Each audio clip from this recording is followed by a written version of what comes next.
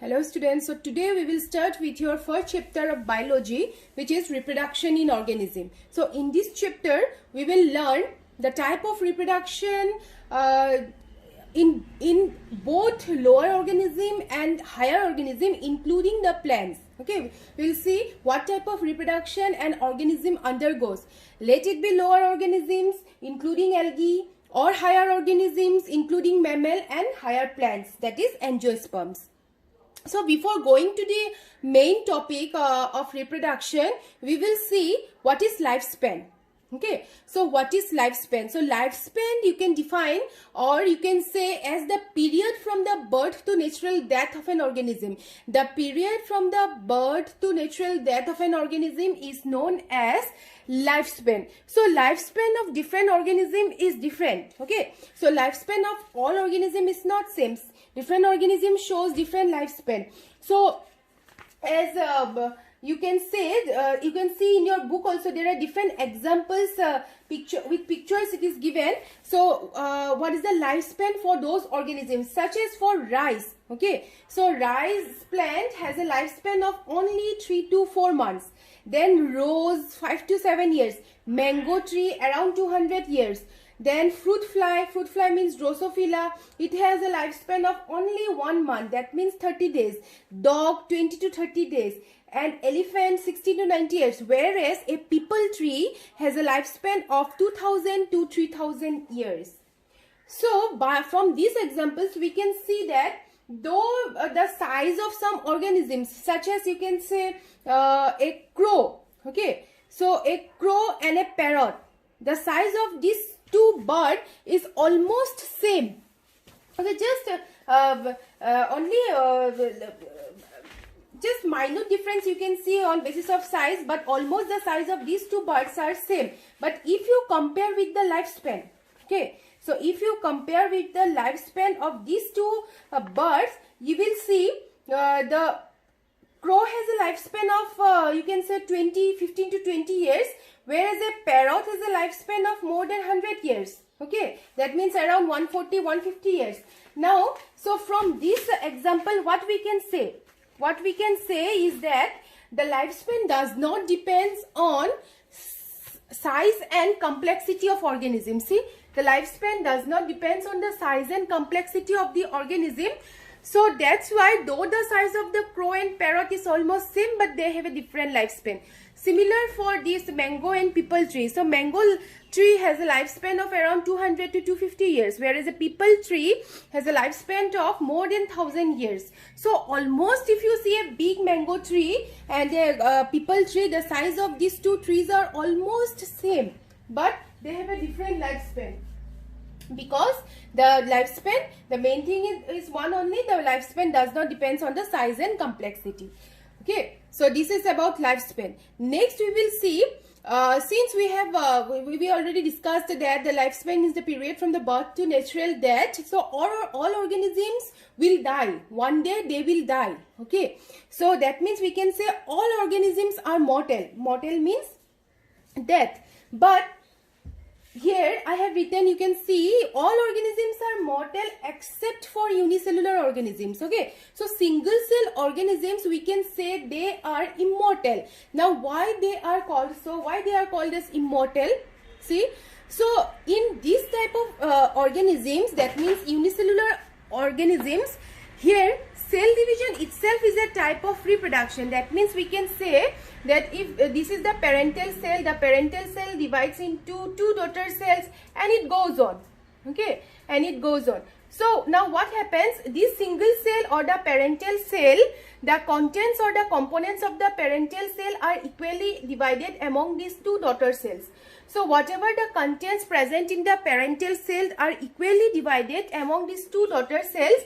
Again, when these two daughter cells divide, same contents are passed on to the successive generations. That means these contents of the initial parental cells keep on passing in successive generations. So in other way we can say that the parental contents only keep on passing in successive generations. Therefore we can say that in unicellular organisms, unicellular they are these organisms are immortal. That means they do not have a death, since the same contents keep on passing in successive generations. Okay, so this question usually comes, what type of organisms are called as immortal and why they are called so. So unicellular or single celled organisms are called as immortal, and the reason is there.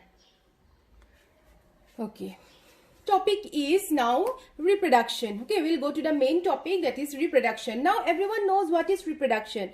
So in simple term, if you can say, it is the process of giving birth to young ones. So here also the same thing, only it is a biological process. Just include a term, that is a biological process in which an organism gives rise to young ones, which may be either similar to itself, means similar to the parents, or they may show a little variation. That means it may be the combination of the two parents. That means you can say that it is a biological process in which an organism gives rise to young ones which is similar to itself. Okay, now on what factors does the reproduction depends? Okay, so reproduction mainly depends on the three factors, that is the habitat of an organism, where the organism lives, whether in terrestrial condition or in aquatic condition.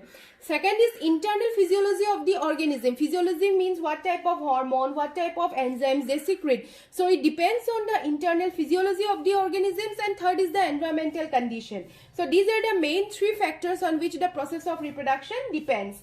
Now, usually one question used to come, that what is the phenomenon that enables the continuity of species, okay, generation after generation.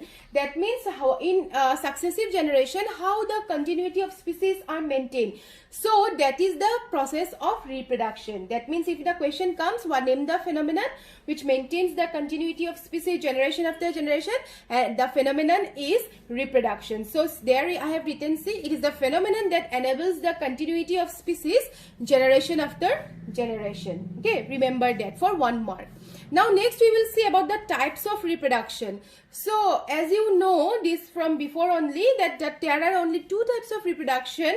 One is asexual reproduction and other is sexual reproduction. In asexual reproduction, only one parent is involved. There is no involvement of 2 parents. Only the single parent, usually the female parent, reproduces, okay, reproduces or give birth to young ones. Now see, in asexual reproduction there is one important thing. In asexual reproduction, gametes may or may not form. Okay, gametes may form, but there is no fusion of gametes. Fusion of gametes does not occur. So in sexual reproduction, 2 parents or biparents are involved, and there is fusion of gametes. That means the fusion of gametes occurs in sexual reproduction. Okay, so next we will see about the difference between asexual reproduction and sexual reproduction. What are the differences between asexual reproduction and sexual reproduction? So in asexual reproduction, the first difference, as you know, that a single parent is involved, and in sexual reproduction 2 parents are involved. That means in one uniparental, in the other one biparental. Okay, and the second, gametes may or may not form in asexual, whereas in sexual gametes are always formed. So means that it is mandatory that gametes are required to form, okay, need to form. Next number is fusion of gametes occur in sexual reproduction. In sexual reproduction, the gametes fuse to form zygote, and the process is also known as syngamy. So I'll give you in the PDF, okay, in the notes you will get the differences between asexual and sexual reproduction. You can note it down there. So third one is about the fusion. As I told, that in asexual there is no fusion of gametes. In sexual there is a fusion of gametes occur. There is fusion of gametes occurs to form the zygote, and that process is known as syngamy. Okay, and next number is in case of asexual reproduction, there is no genetic recombination. That means genes do not recombine to form, genes do not recombine, as since there is only one parent, how genes recombination will occur. So genetic recombination does not occur in asexual, whereas in sexual reproduction genetic recombination occurs. Okay, now as a result of genetic recombination in sexual reproduction, we can see the variation. Since the genes comes from two parents. So as a result of this recombination, we can see variation in case of the offspring. Okay, whereas in asexual there is no any variation, since there is no genetic recombination. Now one main thing in asexual reproduction is that clones are seen. Clones are seen to be produced. Clones are produced in case of asexual reproduction. Now what are clones? Okay, so very important question, what are clones? So clones are the group of organisms. Okay, clones are the group of organisms which are morphologically means from outside, and genetically means on basis of genes. Okay, so clones are the group of organisms which are morphologically and genetically similar to their parents. Okay, so they are exact copies of their parents. Okay, and clones are always produced as a result of asexual reproduction, whereas in sexual reproduction clones are not seen. Okay, clones are not produced, and they cannot be produced also because their genetic recombination occurs. So next is, what type of cell division is seen in case of asexual reproduction and in case of sexual reproduction? So we know that there are two types of cell division. One is mitosis and the other is meiosis.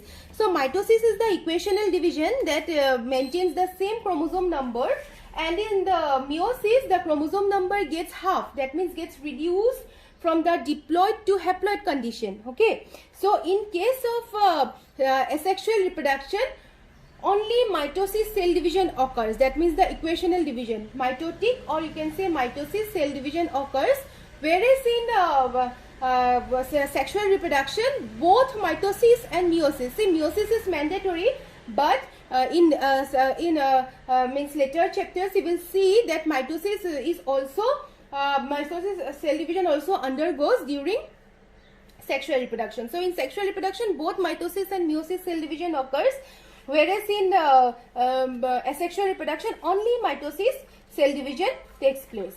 Okay, now next is which one is simple process and which one is complex process. So asexual is a simple and easy process. Okay, whereas sexual is a complex and it is a complex and means what called long process. Okay, so it is a complex and long process, sexual reproduction. So these are the main differences between asexual reproduction and sexual reproduction. Just remember these points.